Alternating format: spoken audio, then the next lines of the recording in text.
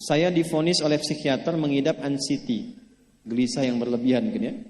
Kemudian saya selalu merasa cemas kalau bertemu banyak orang, takut pergi sendiri. Tetapi Quran surah Al-Anbiya 83, alhamdulillah kecemasanku berkurang. Pertanyaannya, bagaimana caranya supaya anxiety itu tidak pernah kambuh lagi? Gini, Quran surah ke-51 ayat 49. Wa min kulli syai'in khalaqna zawjaini la'allakum tadhakkarun. Segala hal itu aku ciptakan, kata Allah, berpasangan, supaya engkau sadar cuma aku yang tidak punya pasangan. Sehat lawannya apa, Bu? Sakit. Senang lawannya apa? Sedih. Gelisah lawannya apa? Tenang. Maka kalau ada kegelisahan, kecemasan berlebihan, apa yang disebut dengan anxiety ini, maka cari lawannya. Apa lawannya? Tenang. Amalan apa yang banyak memberikan ketenangan, itu terapinya. Apa dalam Quran, ayat-ayat dan amalan yang membantu menghadirkan ketenangan? Satu, saya tulis cepat. Dan saya sudah pernah sampaikan ini, dan alhamdulillah insya Allah banyak manfaatnya. Satu, Quran surah 13 ayat 28. Amalannya dua, Quran surah ke-20 ayat 14. Tiga, Quran surah ke-4 ayat 103. 4, Quran surah ke-15 ayat 9. 5, Quran surah ke-54 ayat ke-17, 22, 32, 40. Ini untuk anxiety atau kecemasan berlebihan. 1, Quran surah 13 ayat 28. Perhatikan kalimatnya. Pelan-pelan, Bu. Ibu kalau gelisah, cemas itu adanya di hati atau di fisik? Dari hati baru mengalir ke pikiran, kan? Baik. Perhatikan, bagaimana cara menenangkan hati sehingga pikiran ikut tenang. Ini langsung dari Allah. Ala bidzikrillahi tatma'innul qulub. Kata Allah, ala, yakinkan pada dirimu. Fokus. Ala itu harful istikhbar wa taukid. Huruf yang berfungsi membuka informasi dan meyakinkan. Jadi kalau ibu ingin tenang, ada yang divonis cemas berlebihan, anxiety. Pertama kata Quran mesti yakin dulu nih. Lawan itu yakinkan pada diri. Bidzikrillahi, dengan banyak meningkatkan zikir kepada Allah, tatmainnul qulub, dampaknya ke hati memberikan ketenangan. Jadi rumus cepat menghilangkan kegelisahan, obat yang pertama kata Al-Quran, zikrullah. Apa obatnya? Amalan zikrullah ada 4. Amalan zikrullah ada 4. 1,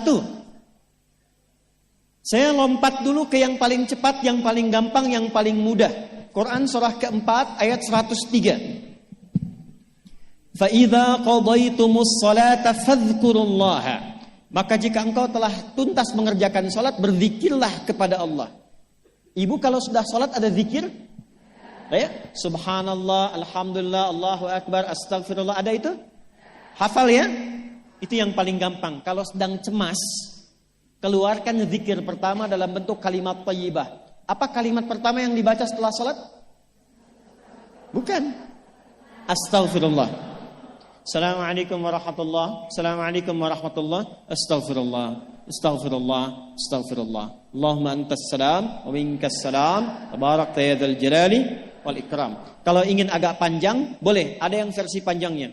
Ya astaghfirullahalazim alladzi la ilaha illa huwal hayyul qayyum wa atubu ilaih. Baca 3 kali. Allahumma antas salam wa minkas salam wa ilaika ya'udus salam. Fahyina rabbana bis salam wa adkhilna al jannata daras salam. Tabarakta ya dzal jalali. Yang pertama versi singkat, yang kedua digabung dengan doa versi panjang. Kalau sedang gelisah, bacakan cepat, tapi harus yakin. Karena kalimat Qur'annya mesti yakin. Astagfirullah, astagfirullah, astagfirullah. Jangan cuma di lisan sambil ingat Allah. Enggak, ini enggak main-main ya, ini enggak main-main. Jadi begitu sedang gelisah, cemas berlebihan, merasakan cemas, anak gimana belum datang, astagfirullah. Tapi sampaikan ke jiwa, ingat Allah, astagfirullah. Astagfirullah. Sampai terjadi perubahan dalam hatinya, merasakan ketenangan. Astagfirullah, astagfirullah. Kalau itu belum tuntas, ambil wudu. Amalkan yang kedua, Quran surah ke-15 ayat yang ke-9. Inna nahnu nazzalna dzikra wa inna lahu lahafidhun. Dengan keagunganku aku turunkan Al-Quran itu sebagai zikir. Nah, Quran disebut oleh Allah sebagai zikir. Di antara fungsinya memberikan ketenangan pada jiwa. Ibu kalau sedang cemas, istighfar, masih ada sisanya wudu, ambil mushaf menghadap kiblat. Baca, Bu. Apa yang terjadi? Nanti akan terjadi Quran surah ke-8 ayat kedua. Saya belum tuliskan karena ini detailnya. Innamal mu'minuna alladzina idza dzukirallahu wajilat qulubuhum wa idza tuliyat 'alaihim ayatuhu zadathum imana wa 'ala rabbihim yatawakkalun. Sepanjang ada insan beriman, kata Allah, dia dibacakan kepadanya Quran atau bahkan dia membaca sendiri, akan ada getaran pada jiwanya, meningkat imannya, tersambung hubungannya dengan Allah. Yang paling dahsyat, ibu ambil wudu, buka mushaf, baru dibuka mushafnya, kok tiba-tiba ayatnya sesuai dengan apa yang kita rasakan. Kadang terjadi begitu. Lu tiba-tiba ibu baca aja ibu baca. Tapi bacanya bukan cuma di lisan, sambungkan lisan dengan kolbu. Kalau tahu, cari surat-surat yang sesuai dengan kebutuhan. Misal, maaf ya Bu ya, ada yang menganggap misalnya ibu nggak punya kelebihan, ditinggalkan oleh teman, dikecilkan bahkan oleh pasangan sendiri, buka surat Ad-Duha, buka surat Al-Insyirah. 2 aja dulu. Baca dengan tulus, mengalir ke hati. Begitu ibu bacakan Wad-Duha, Wal-Laili idza saja, ma wadda'aka rabbuka wa ma. Perhatikan, rasakan surah itu diturunkan untuk ibu. Karena begitulah cara baca Quran. Kata para ulama, kalau kita ingin merasakan kenikmatan baca Al-Quran, rasakan saat baca, surat itu diturunkan untuk kita. Maka cara bacanya akan beda. Wadduha, demi segala kenikmatan yang telah aku berikan kepadamu, seperti engkau nikmat merasakan cahaya duha, aku bersumpah. Wal-laili idza saja, dan demi semua kesulitan yang kau rasakan sekarang seperti gelapnya malam. Ma wadda'aka rabbuka wa ma qala. Hei, tanamkan pada hatimu yang paling dalam, aku tidak akan pernah meninggalkanmu dan engkau tidak seperti apa yang orang-orang lain katakan. Kalau ibu rasakan baca Quran seperti itu, hilang gelisah. Masih ada lagi kegelisahannya. Menghadap ke arah kiblat, tunaikan sholat. Sholatnya apa saja? Sesuai dengan waktunya. Kalau duha, duha. Kalau nggak ada waktu khusus, ambil wudu, sholat mutlak. Sholat wudu. Menghadap ke kiblat.